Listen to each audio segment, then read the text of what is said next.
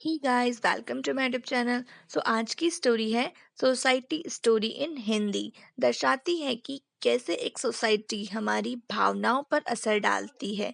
ये मात्र एक कमेंट था कि बिना नौकरी के भी राधिका कितनी व्यस्त है। आज राधिका को अपने मन की बात कहकर बहुत सुकून मिला और वो जिस तरीके और सलीके से अपनी बात कह रही थी उसे देखकर अमित भी दंग रह गया था। शायद इसे ही जिंदगी की सीख कहते हैं। राधिका ने अपनी पढ़ाई जैसे ही पूरी की उसकी शादी हो गई और छोटे शहर से बड़े शहर में जाकर रहना उसके लिए उतना आसान भी नहीं था।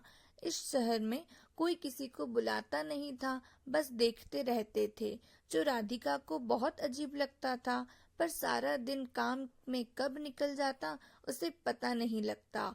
और साथ में उसकी खास सहेली जो उसे बहुत प्यारी थी, नींद, वो उसके साथ अपना समय बिता लेती थी। पर शाम का वक्त बहुत मुश्किल से कटता था। राधिका के घर के आसपास सारी बड़ी उम्र की औरतें थीं और थोड़ी बहुत कामकाजी औरतें, लेकिन कोई भी राधिका से बात नहीं करता था। शायद उसका घर किराए का था या फिर तीसरी मंजिल पर। वो सोचती थी लेकिन समझ नहीं पाती थी। धीरे धीरे समय बीता और राधिका को पता चला कि वो माँ बनने वाली है, तो बस अब उसको व्यस्त रहने का एक और माध्यम मिल गया। एक दिन उसने अपने घर के सामने रहने वाली हम उम्र लड़की को आवाज लगाकर पूछा, आज काम पर नहीं गई?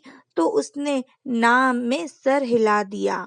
धीरे धीरे राधिका ने उससे दोस्ती कर ली और ये दोस्ती इतनी गहरी हो गई कि उसे शहर में कोई अपना मिल गया जिससे वो अपने दिल का हाल साझा कर सकती थी।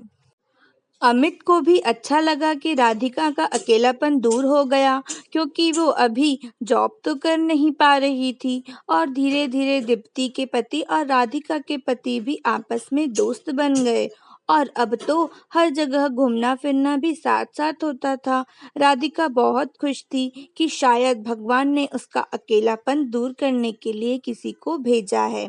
लेकिन कहते हैं ना, हर रिश्ते की एक मर्यादा होती है, चाहे फिर वो खून का रिश्ता हो या दोस्ती का। हर रिश्ते में एक चीज की जरूरत होती है और वो होती है ईमानदारी। राधिका ने कुछ समय नौकरी की और फिर से उसे वो छोड़नी पड़ी। पर इस बात को लेकर दीप्ति उसे किसी न किसी तरीके नीचा दिखाती थी। राधिका ने शुरू में दोस्ती के लिए सब कुछ सहन किया, लेकिन फिर उसे लगा कि अगर सामने वाले को मेरी भावनाओं की कद्र नहीं तो मैं क्यों चिंता करूं। आज की कहानी बस इतनी ही। अगर आपको स्टोरी अच्छी लगी हो तो चैनल को सब्सक्राइब करें और वीडियो को लाइक करना बिल्कुल मत भूलें। मिलते हैं अगली स्टोरी में। Thanks for watching.